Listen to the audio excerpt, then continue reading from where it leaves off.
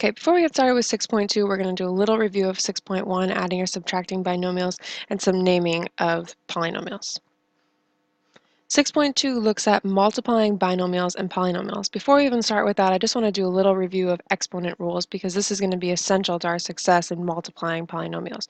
So the first thing, if I have a to the x times a to the y, that leaves me with a to the x plus y power.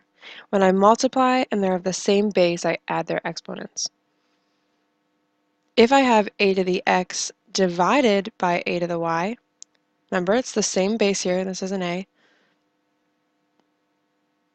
I would subtract their exponents. So this would be a to the x minus y.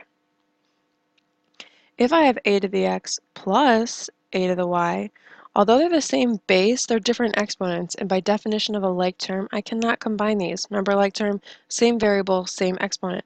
So in this case, this is as good as it gets. I have a to the x plus a to the y. If I have something like this, a to the x, all in parentheses with a y up there, I would multiply this. This becomes a to the xy. Because if I had 2 to the third to the, let's say third power, this is really 2 to the third times 2 to the third times 2 to the third. And if I'm going to add those exponents, 3 plus 3 plus 3 will give me 2 to the ninth, which is the same thing I would have reached if I had done 3 times 3. Okay, so one more review. When I multiply of the same base, I add their exponents. When I divide of the same base, I subtract their exponents. If I'm adding, even if they're the same base, if they're different exponents, I don't combine, they're not like terms.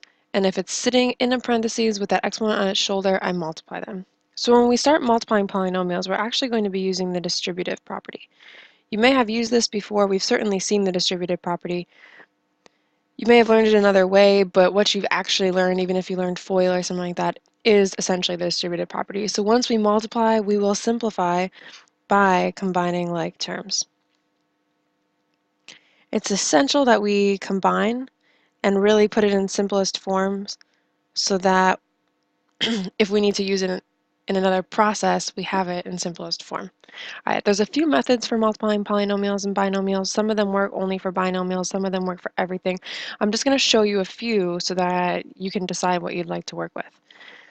Okay, for example number 1, if I look at this, I have 5v times v plus 6. I'm just going to use the straight distributive property here. And what that tells me is anything out here needs to be multiplied by everything in here. So I have 5v times v plus 5v times 6. And I simplify and complete the process. So 5v times v, this is really an exponent of 1, an exponent of 1. I get 5v squared plus, I multiply my coefficients here. 5 times 6 gives me 30. I have 30v. If I really want to put it in simplest form, I put them in order from highest exponent to lowest. It already is the case here, so this is my final answer. Look at the next example. I'm going to use the method here that's called FOIL. I really don't like FOIL or calling it FOIL because, and this is something we're going to note over here as a caution, FOIL only works when working with two binomial.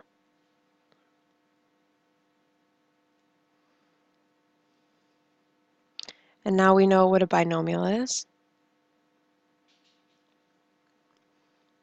Something that has two terms. So FOIL only works when working with two binomials. So this is what FOIL is essentially. FOIL is first, outer, inner, and last. It's just a handy little tool to help you remember, did I multiply all the pieces? What you're doing when you FOIL is the distributive property. So the first thing I do, I multiply the first terms in the parentheses. A times A gives me A squared. I multiply the outer, the one on the outside. 4 times A gives me 4A's. I multiply the inner, these two pieces on the inside. 7 times A gives me 7A. And then I multiply the last, the ones that hang out on the ends. 7 times 4 gives me 28. And now I combine like terms and simplify. I see 4A and 7a are like terms. So my answer here is a squared plus 11a plus 28. And that ends up being my final answer in this case. I really can't stress this enough. FOIL only works when you're working with two binomials. Okay, I'm going to look at the next example. For this example, I'm going to use what's called the box method. So basically, you create a chart, essentially. And I'm going to put each term in its own box. So you need going across the top and going across the side, however many pieces you have. So this first one, I'll do it in blue and highlight it in blue so you know what I'm talking about. This one, I take each of the pieces with the sign that's with it and put it in one of my columns on the top. I then take the other polynomial and I'm going to put those pieces with the sign, each one in its own little slot, and then I multiply the insides. I multiply whatever's on the outside here. So v times v squared times v squared is going to go in here, and that's going to give me v to the fourth. In this one, this box right here, I do v squared times 4v. So that gives me 4v to the third. I'm going to get rid of that purple so it's a little easier to see. On the end, I do v squared times 6. I get 6v squared. I'm going to go ahead and finish the process. Be careful with your signs.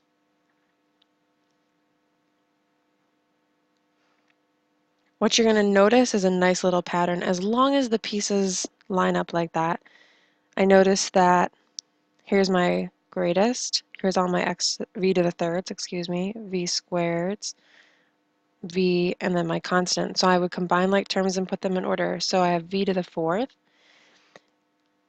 negative 5 v to the third plus 4v to the third is going to leave me with a negative 1 v to the third. I go here, 2v squared minus 20v squared is negative 18v squared plus 6v squared gives me negative 12v squared. Let me highlight these so you know where I'm getting them from. The green corresponds with that. The yellow corresponds with that. To orange next. I have 8v squared minus 30v squared. That's going to give me negative 22. I'm sorry, v, not v squared. That came from here, and then I have a constant on the end, plus 12. That is my final product of those two polynomials. So that's the box method. If you have a ton of polynomials or a ton of terms in your polynomial, this one might not be so practical. However, it is a nice way to organize things. Okay, here's another one. I'm just going to do by the distributed property. So I'm going to make sure everything from this one gets paired with everything in here, and everything in here gets paired with everything in there.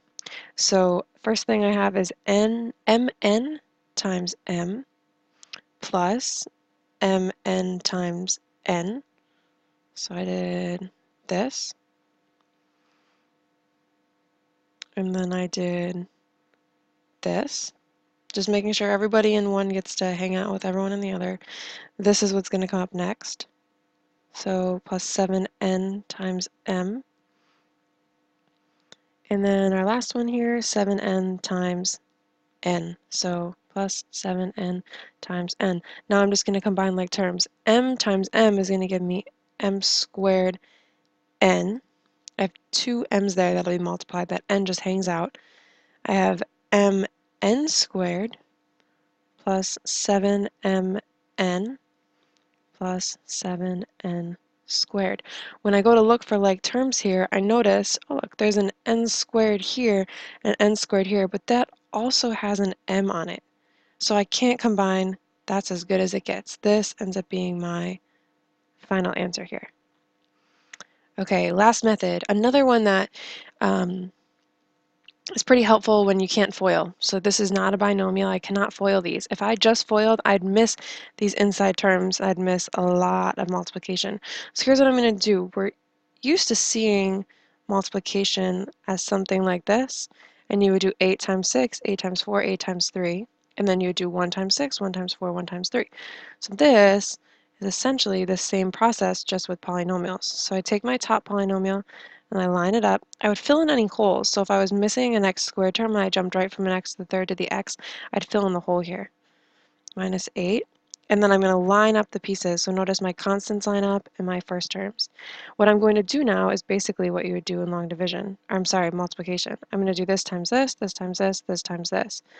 So negative 3 times negative 8 gives me positive 24. Negative 3 times 4x gives me negative 12x. Negative 3 times 2x squared gives me negative 6x squared. Negative 3 times negative 5x to the third gives me negative 15x to the third. Notice I'm keeping track of my signs. Next up, I do the x times each of these pieces. So I would have, I'm going to skip a space because it's not going to be a constant. I want everything to line up so it's easy to combine like terms.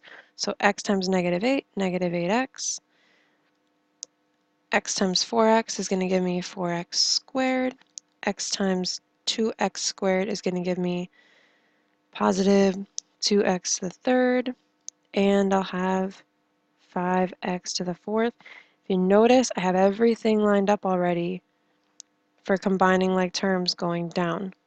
So all my x squareds are lined up, all my x to the thirds are lined up. And that is my final product. There's quite a few examples here you can work on. It's really your preference what method you use. Stacking multiplication, which is this method, can be used for any number of terms. This method of distributing, making sure everything gets to touch everything in the other parentheses, can also be used with any number of terms. Box method, any number of terms. The only one that you have to be careful of is this FOIL method, and it only works when you're working with two binomials, regular old distributed property. Remember, once you have them, you simplify by combining like terms. It's really essential that you know your exponent rules in order to be successful with multiplying polynomials.